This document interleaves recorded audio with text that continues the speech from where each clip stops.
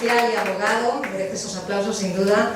Fue fundador y coordina la Oficina de Derechos Humanos de la provincia de Sucumbíos, en Ecuador, y destaca por su arduo trabajo en la restitución y exigencia de derechos de víctimas del conflicto armado colombiano y de solicitantes de protección internacional. Asimismo, entre sus principales labores está la sistematización y denuncia de violaciones de derechos humanos y el acompañamiento y fortalecimiento de organizaciones de base y víctimas, especialmente mujeres, de violencia interfamiliar, sexual y de género. Por todo ello se ha convertido en todo un referente nacional ecuatoriano en materia de derechos humanos, y ahora sí entrega el premio Sara Ruiz, que es abogada y que desarrolla actualmente su actividad en Ecuador. Sara es además miembro de la Junta Directiva de la Asociación para Derechos Humanos de España.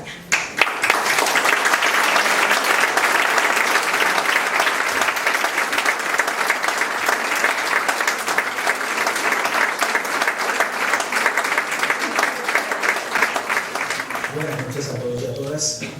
Estoy un poco apabullado ya por la dignidad, y sobre todo me llena de orgullo personal y por el trabajo que hacemos cada día, lo que sufre la gente en nuestra zona.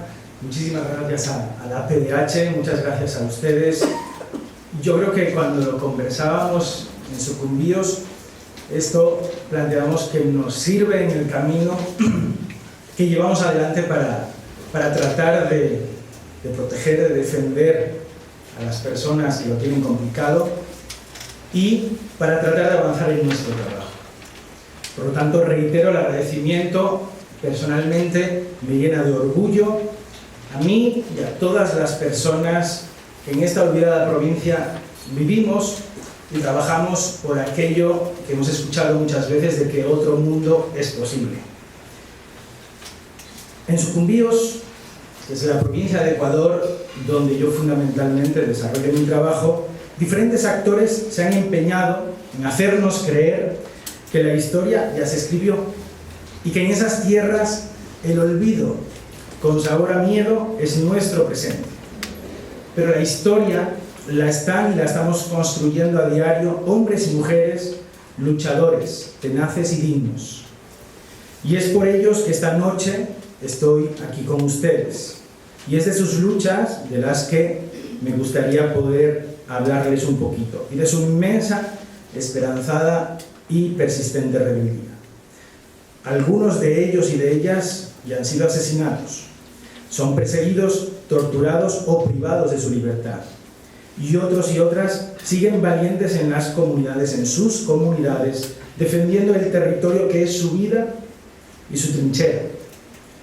Y hoy me voy a permitir ser un pequeño eco de sus voces y poder compartirles esa historia vital y creativa que entre todos construimos. Pero quiero iniciar la intervención agradeciendo a la Federación de Mujeres de Sucumbíos, aquí hay una compañera, que abrió el espacio para generar la lucha por los derechos humanos en la provincia.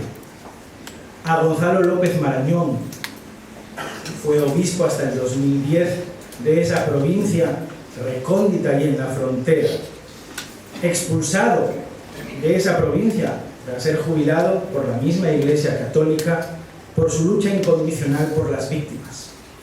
Y a todos los compañeros y compañeras campesinos e indígenas que viven en esa zona. Y en general aquí sí me gustaría, y aprovechando la importancia de este premio, traer al recuerdo no solo a los compañeros y compañeras que compartimos el orgullo de recibir este reconocimiento hoy, y del cual me siento absolutamente apabullado de compartir su lucha y su vida de esperanzas, a todos los defensores y defensoras de derechos humanos que hay en el mundo. Como explicaron al inicio, hay un montón de conflictos hoy, hay un montón de gente que está siendo víctima y que lo ha sido de situaciones de vulneración de derechos a la vida o a otros muchos derechos personales, comunitarios, colectivos. Y quiero traerles al recuerdo a esas personas, y desde aquí que nuestro ánimo puedan sentirlo allá donde estén, y cada día continuar con el trabajo y la lucha diaria. Han visto, o supongo que habrán reconocido, que soy español. Eso también puede ser curioso. Yo conocí Sucumbíos hace ya más de 10 años y desde la primera vez me enamoré de la tierra y de la zona y de la gente que vivimos allá, y eso me impulsó a quedarme y tratar de aportar y compartir con la gente la lucha de cada día. Y es que en la zona, en la frontera norte de Ecuador, es decir, frontera con Colombia, estamos hablando de una zona absolutamente fronteriza que siempre ha vivido vinculada a la frontera, donde la relación con Colombia ha sido absolutamente, hasta hace unos años, lo normal de cada vida, lo normal en el desarrollo familiar, y que eso ha cambiado, y ha cambiado ya hace algunos años. El interés por controlar esos territorios se ha dejado evidenciar por parte de múltiples actores, entre ellos el Estado ecuatoriano, a través de sus políticas de seguridad nacional, con la presencia del ejército en la frontera y con la explotación del petróleo. Estamos hablando de una provincia donde se explota el petróleo desde hace ya más de 40 años, principal fuente de ingresos del país y principal, hace unos años, causa de violación de derechos a las personas. También es una zona de especial interés para grupos económicos que invierten en explotación de recursos naturales. Estamos hablando de una zona amazónica, donde hasta hace 50 años podríamos tranquilamente hablar de una zona virgen de selva amazónica, donde más del 90% de la población era población indígena, y donde todo el tema del petróleo ha cambiado. Esa riqueza natural es hoy fuente de vulneración y de violación de derechos en cuanto a la explotación de recursos naturales o a la ejecución de grandes megaproyectos de infraestructura que afectan a las comunidades, y también de actores locales al margen de la ley, como la guerrilla o las bandas criminales presumiblemente vinculadas al ejercicio del narcotráfico y al paramilitarismo. Y es así que, mientras unos parecen asistir sordos y ciegos al supuesto desarrollo del país, indígenas y campesinos sobreviven a la deriva, involucrados en la dinámica local de un gran conflicto social, donde estaban intentando antes ubicar o pensar cómo podríamos comparar. Sucumbíos, como les decía, ha sido una zona virgen prácticamente. Hasta hace 50 años no existía ni en los mapas de Ecuador, del país. ¿Por qué? Porque era una zona indígena, una zona de salvajes. Apareció el petróleo, se empezó a explotar y cambió, pero no cambió para bien. Ahí en muchos sitios, igual que en otros países del mundo, recuerdo ahora algunos de África, aquello de la aparición o el descubrimiento del petróleo ha sido una gran desgracia para esta zona del país. Y podríamos plantear, igual que en Ceuta o Melilla, desde Madrid, desde Barcelona, quizá no se conozca demasiado qué pasa allí, con unas graves violaciones a derechos humanos. Lo mismo ocurre en Ecuador. Lo que pasa en la frontera norte ni se conoce ni importa al resto del país. Es una zona que nunca ha tenido una presencia del Estado de una manera relevante, olvidada a la suerte de las empresas que por un lado han explotado el petróleo con unas gravísimas afectaciones al medio ambiente, a la vida de las comunidades indígenas y a la población civil en general, y por otro ha tenido el problema o el grave conflicto generado por el conflicto colombiano.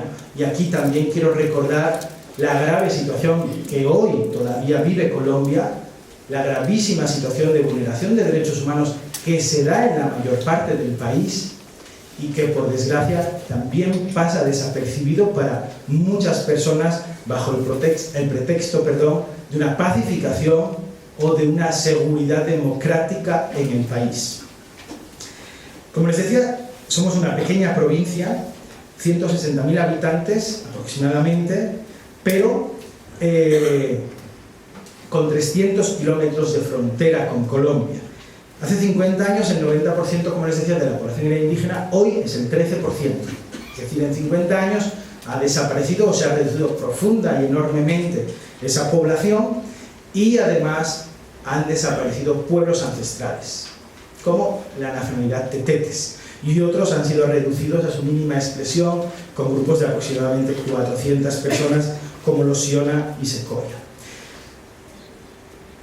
En esta zona de recursos naturales incalculables, olvidada por el Estado y como lugar de cruce de conflictos y de graves ilícitos que existen, como el narcotráfico, el tráfico de armas, el blanqueo de dinero, la trata de personas y un elevadísimo nivel de impunidad, y entre ellos, o alrededor de ello, una disputa permanente por el control del territorio, y estamos hablando del control desde las armas y desde la violencia, lo que ha generado miedo, terror prácticamente en muchísima gente que, a pesar de la situación en la que vive, no puede abandonar su tierra, no solo por los vínculos que tiene con ella, sino porque en muchos casos no tiene un lugar a donde ir y se ve obligada a vivir en una situación absolutamente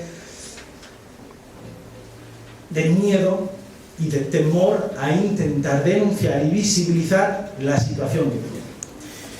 Y, espero no alargarme, dos temas han marcado el desarrollo de la provincia. Como les decía, el petróleo y la frontera, y la situación fronteriza.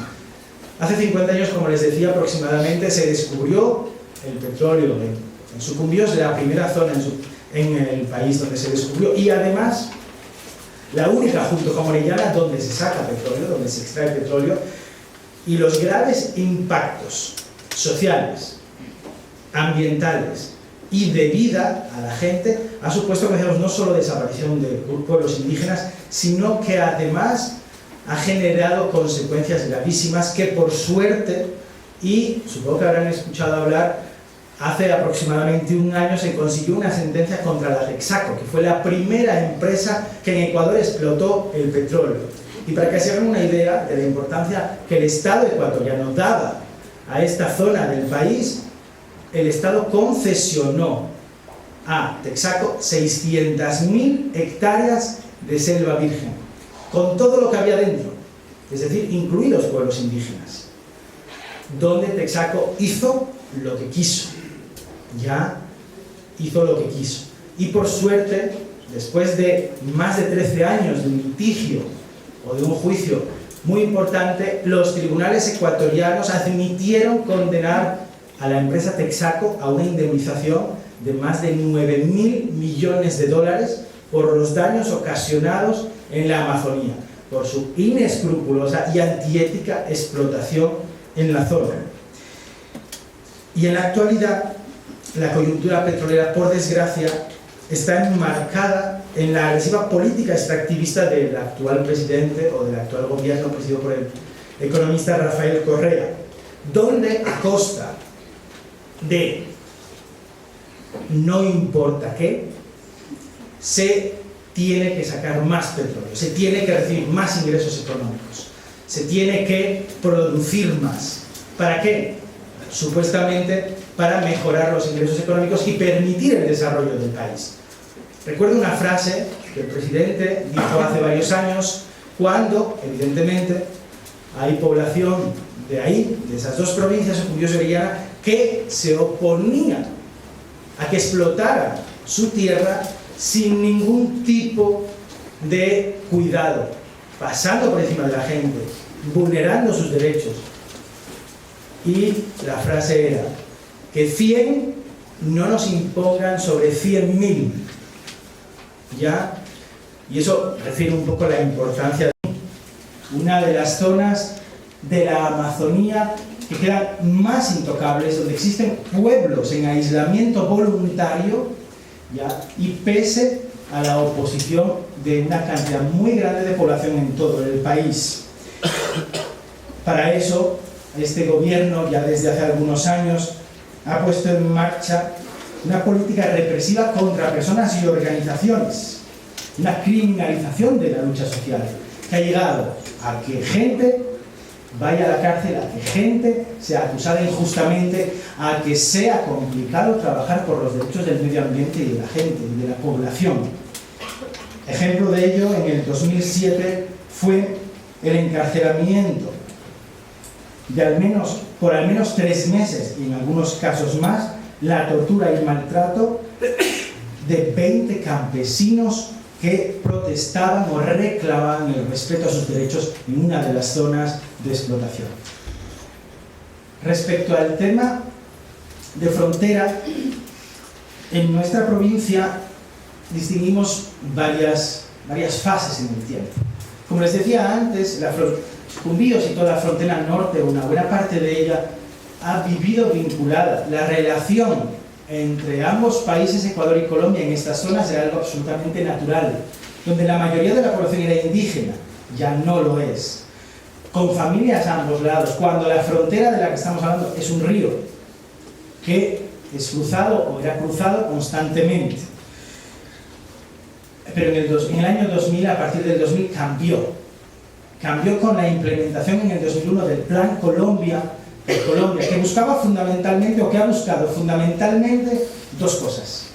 Una, el tema de acabar con los grupos irregulares, apoyado por Estados Unidos, con la militarización muy grande y con el rearme de los cuerpos de seguridad del Estado. Y la otra, una lucha contra el narcotráfico mediante la fumigación con glifosato y otros químicos altamente peligrosos de grandes zonas de extensión, que por supuesto afectaron no solo a plantaciones de coca, sino a las plantaciones de los campesinos de las comunidades que vivían. Eso generó crisis humanitaria, eso generó afectaciones muy graves a la salud, y en Ecuador, en nuestra frontera, lo sentimos en 3 años, 2001, 2003, 2006. ¿Qué ocurría? Ecuador no, como les decía, no tenía en cuenta esa zona, no tiene en cuenta la provincia de Sucumbíos, ahora un poquito más, por suerte, pero era una zona que no era importante salvo por su riqueza natural, salvo por el petróleo. La presión social hizo que se consiguiera que Ecuador pusiera una demanda internacional contra en La Haya contra Colombia por haber producido daños en territorio ecuatoriano a consecuencia de esas fumigaciones. En esa evolución, que decíamos desde el 2000, ya desde el 2010, en que Colombia y Ecuador han tenido un acercamiento muy grande. En el 2013, el presidente Correa firmó con el presidente Santos un acuerdo por el que Ecuador renuncia y ha desistido de la demanda internacional, reconociendo que Colombia no causó perjuicios en territorio ecuatoriano, pese a las evidencias y pese a lo absolutamente demostrado en el tema. Es decir, olvidamos a la población.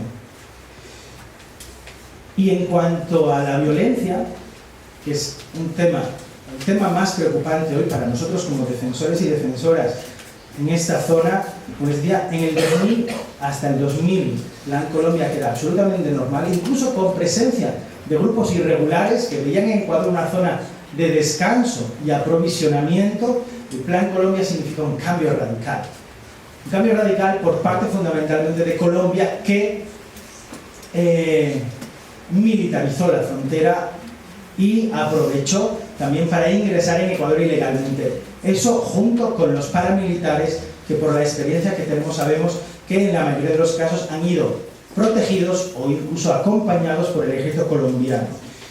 Eso supuso que varios datos muy claros se vieran desde el aire por aviones colombianos en territorio ecuatoriano, varios bombardeos o ametrallamientos. En el 2004, presuntos militares asesinaron 25 personas en comunidades del otro lado del río, y las amenazas llegaron al territorio ecuatoriano, habiendo el ajusticiamiento de 2 líderes campesinos. De hecho, en el 2005, la FIDH, la Federación Internacional, que visitó las provincias, expresó al gobierno: consideramos urgente que el Estado ecuatoriano sea transparente respecto a los términos en los que está manejando las relaciones con Colombia. Debe aclararse si existen convenios que permitan sobrevuelos de aeronaves colombianas de fumigación o combate en el espacio aéreo ecuatoriano. Si es así, esos convenios deben revisarse inmediatamente, pues algunos pobladores han sido víctimas de fumigaciones, ametrallamientos y constantemente sienten miedo y se inquietan al escuchar helicópteros, bombas o disparos. Es decir, de una situación donde la intranquilidad o el conflicto era excepcional, pasamos a una situación donde el conflicto de violencia, el conflicto armado, por desgracia, puso en temor o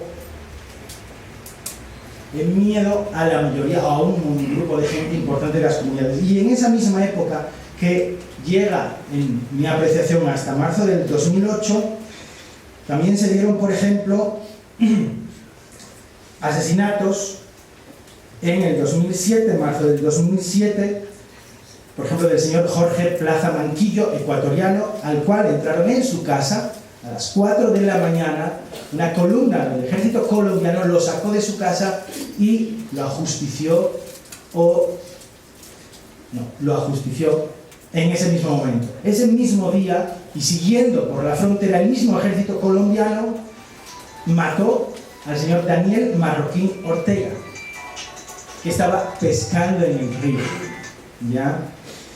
A principios de ese mismo año, 2007, el ejército colombiano también disparó de manera indiscriminada contra un bote que viajaba por el río San Miguel, el río que es frontera, matando a 2 miembros de una familia, la madre y el hijo, de la familia Monar, que simplemente se dirigían a su lugar de votación en Ecuador. Y, igual que en otros casos, el ejército colombiano, y eso fue una práctica muy repetida, no solo en Ecuador, sino también en Colombia, el ejército colombiano recuperó los cuerpos, les vistió con camuflaje y los dio públicamente de baja como guerrilleros. ¿Qué ocurría? ¿Qué hacía Ecuador ante esas flagrantes violaciones de territorio, ante esos asesinatos en territorio ecuatoriano? Nada. De hecho, el ejército ecuatoriano se negaba a reconocer incluso la existencia de ejército colombiano en su territorio. Como decíamos, en el 2008 ocurre el 1 de marzo el bombardeo de Angostura, no sé si conocen el caso, donde dentro del territorio ecuatoriano varios aviones colombianos dirigidos por Estados Unidos bombardearon en nuestra provincia un campamento de las FARC, donde estaba Raúl Reyes, uno de los principales líderes de las FARC. Eso supuso la muerte de 23 personas y la ruptura de relaciones durante un tiempo entre los dos países. Sin embargo, desde el 2010, fundamentalmente con la llegada del presidente Santos al poder, Ecuador cambia el planteamiento. Antes el planteamiento de Ecuador era desconocer lo que ocurría en la frontera, olvidándose de la violencia y de la vulneración de derechos, de las muertes, de los hostigamientos, de las incriminaciones, de las deportaciones ilegales por parte de la misma Colombia, y se empezó a involucrar, y de hecho hoy está involucrado Ecuador absolutamente en el conflicto colombiano. ¿Qué significa eso? Significa que Ecuador ha tomado partido. Mientras que el presidente Correa en el 2007, cuando llegó al poder, dijo: Ecuador no va a servir de yunque para Colombia respecto a las FARC. Se ha convertido en esa pinza. Y esa pinza ha significado y significa un agravamiento terrible de las condiciones de las personas y las comunidades que viven en esa frontera. Porque ya no solo reciben el hostigamiento del ejército colombiano, sino que ahora el ejército ecuatoriano, el Estado ecuatoriano, es autor de graves violaciones a derechos humanos. Y por ejemplo, en enero del 2010, también en el Río, fueron asesinados Orlando Tapia, Sabrino Pérez y Francis Tamayo por el ejército ecuatoriano. Incluso el mismo fiscal que conoció de ese caso afirmó que tenía pruebas de que no estaban armados ni tenían uniformes militares. El caso, como todos, sigue en la impunidad. En febrero del 2010, en esa política ecuatoriana de hostigamiento, fue interesante porque el ejército ecuatoriano sacó un listado de 430 personas acusándoles de perpetración de ilícitos como tráfico de armas, tala ilegal, contrabando, tráfico de sustancias estupefacientes, apoyo a grupos subversivos y otros actos ilícitos. En mayo del 2011 se reportaron incluso ejercicios de colaboración entre ambos ejércitos para la preparación de soldados o de equipos militares o paramilitares.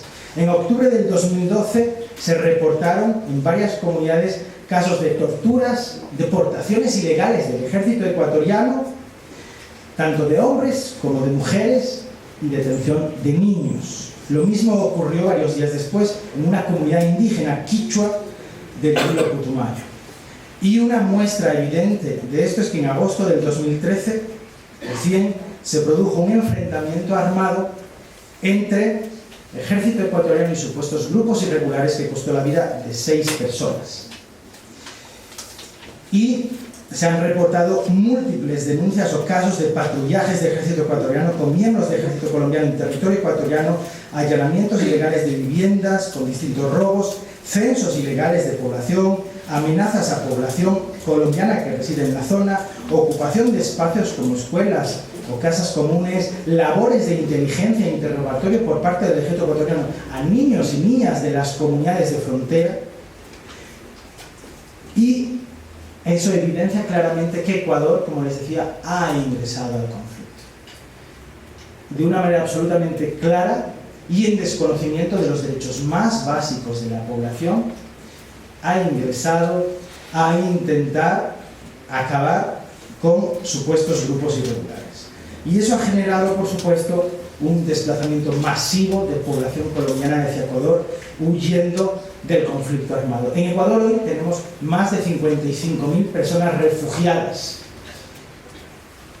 que vienen derivadas de un primer momento donde Ecuador tuvo una política de aceptar esa situación de violencia en Colombia. Hoy, en cambio, Ecuador reconoce entre el 1 y el 4% de personas o de protección internacional a las personas colombianas que lo solicitan. ¿Ha cambiado la situación? No, no ha cambiado. Ha cambiado la posición del gobierno ecuatoriano respecto al conflicto colombiano. Ya no es indiferente, ya le interesa colaborar estrechamente con el ejército colombiano, con el gobierno colombiano y acabar, como sea, con esa guerra. Por desgracia para las personas.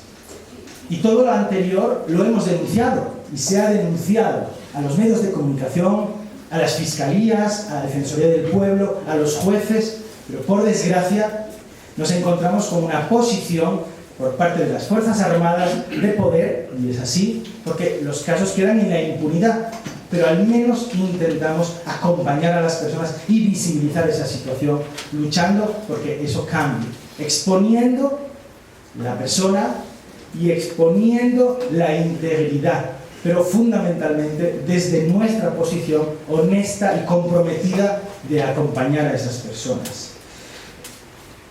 ¿Y qué hacemos? Pues desde organizaciones como la Federación, como la Oficina de Derechos Humanos, trabajamos por intentar fortalecer y optimizar esa exigibilidad y restitución de derechos. Visibilizar fundamentalmente. Porque nuestra labor, al final, entendemos que es la de decir en voz alta esa verdad que incomoda a quienes usan y abusan de la fuerza represiva con el pretexto de mantener el orden público, las buenas costumbres o la seguridad nacional. Y es una labor noble, pero dolorosa, en una frontera viva que late entre el miedo, el riesgo y la esperanza. Por esa tierra compleja y por quienes viven aquí, hoy he querido, abusando del tiempo, tratar de transmitirles algo de la situación que tenemos y la lucha de la gente que vive y vivimos en la zona. Y yo creo, y así pensamos, que de todos ellos y ellas es este premio, el de la tenacidad, el de la memoria, y de ellos y ellas que a pesar del terror y del miedo no renuncian y siguen cantando y luchando y arando en esa tierra llena de riquezas y dolores. Y para acabar, no quería olvidarme de agradecer a mi compañera, a María, defensora de derechos,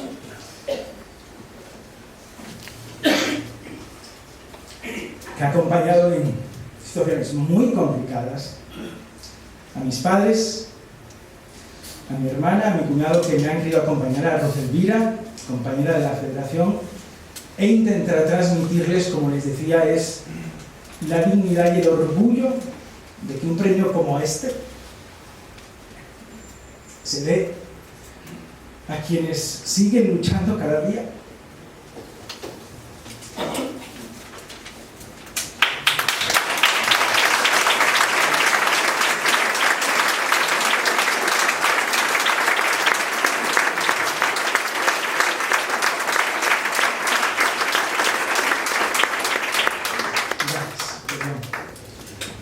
A quienes siguen luchando cada día, a quienes piensan, como decía, otro mundo es posible, a quienes cada día en el mundo creen y tienen la esperanza en lo mismo, a pesar de que su vida está en juego, a pesar de que se pueden ir a la cárcel, a pesar de que pueden ser discriminados, censurados, intentando acabar con su dignidad. Yo creo que todos y todas los que estamos aquí somos conscientes de eso. Estoy absolutamente convencido que quienes me precedieron, a quienes les reitero el orgullo de compartir con ellos, es nuestra lucha diaria y el compromiso absolutamente firme y personal de seguir en esta lucha por mejorar las condiciones de nuestros hermanos y hermanas, por compartir una vida que todos entendemos que puede ser de paz, y un mundo donde todos los mundos son posibles. Desde ahí reiterar el agradecimiento y disculpar por el alargarme en la exposición. Gracias.